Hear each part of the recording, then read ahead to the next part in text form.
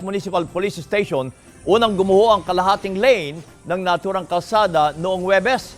Inabisuhan naman ng mga motorista na dumaan muna sa ibang ruta kung pupunta sa La Trinidad, Benguet o sa Bontoc Mountain Province.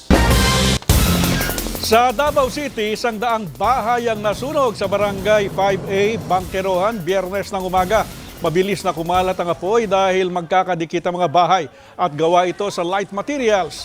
Pansamantalang tumutuloy sa mga evacuation center ang nawalan ng bahay at patuloy na inaalam ang kabuang bilang ng mga apektadong residente. Nagsasagawa na rin ang imbestigasyon sa pinagmulan ng apoy.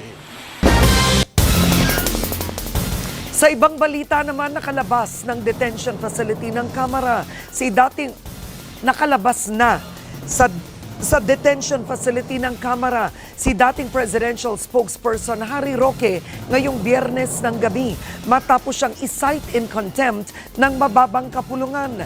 Namalagi si Roque ng 24 na oras sa detention matapos mapatunayan ng Kongreso na siya ay nagsinungaling sa hindi pagdalo sa Quadcom hearing sa Pampanga noong August 16. Dahilan ni Roque, may court hearing siya kaya di siya makapunta sa investigasyon.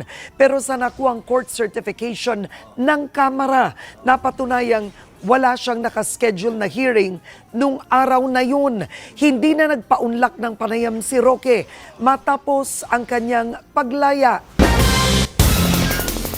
Nagkaproblema sa air conditioning system ang NAIA Terminal 3 ngayong Biyernes. Dahilan para makaranas ng mainit na temperatura ang mga pasahero sa loob ng airport. Ayon sa Manila International Airport Authority, uminit ang kanilang chillers 1, 2 at 4 noong Huwebes, kaya nagpatupad sila ng temporary shutdown ngayong araw para matukoy umano ang sanhi ng problema. Bukas, Sabado ng umaga, inaasahan umanong makukumpleto na ang kanilang pagkukumpuni at pagsapit ng tanghali ay maibabalik na sa maayos na temperature level ang airport. Humihingi naman ng pasensya at pangunawa ang NIA sa mga apektadong pasahero. Sa halagang 50 pesos, nasimula ng isang ginang mula Bulacan ang kanyang negosyo kung saan ang gulay na kangkong ginawa niyang chichirya. Ang kanyang kwento sa May Puhunan, Kaya Mo. Ito naman, ano ba itong mga flavors ng mga kangkong chips po ninyo? Ito po ang aming product, Kangkong Queen by Betty's. Meron po tayong 6 na flavors. Classic, sour cream, barbecue, spicy barbecue, salted egg, and cheese. Paano ba ito nagsimula? So wala lang talaga kaming maisip mailuto. So nakita ko yung kangkong chips sa YouTube.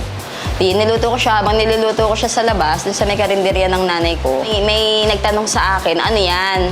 Sabi ko, crispy kangkong po. Sabi niya, pagbilan, gusto ko yung matikman. Sarap daw yon, sabi niya. Sabi ko, sige po, kaya lang din namin binibenta eh. Hindi ko kasi alam kung ano yung price. Sabi niya, magkano ba yan? Sabi ko, sige po, bayaran niyo na lang ng 50 pesos. Dito po namin ginagawa yung pag-fry po ng kangkong. So, ito po, lalagyan po siya ng powder ng cornstarch.